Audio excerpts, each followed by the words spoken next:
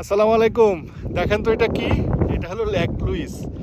Lake Louise পুরো বরফ এবং বরফের উপর দিয়ে আমরা হাঁটতেছি। গ্রীষ্মের সময় বা সামারে টার্কোয়েজ ব্লু ওয়াটারের একটা লেক, পৃথিবীর ওয়ান অফ দ্য বিখ্যাত লেক। আর এই লেক লুইস এখন এই উইন্টারে একদম বরফ।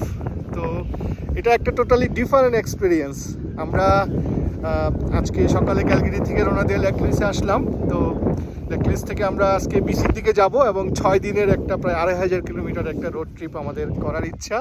আমাদের জন্য দোয়া করবেন, আমরা যাতে এই লম্বা ট্রিপটা, 6 দিনের ট্রিপটা সুন্দর মতো করতে পারি, সুস্থ থাকি এবং সব কিছু ঠিক থাকে। তো আজকে এই পর্যন্তই। কানাডার আলবার্টার ব্যানফ ন্যাশনাল পার্কের লেক লুইস থেকে সবাইকে একটা বরফময় দিনের শুভেচ্ছা।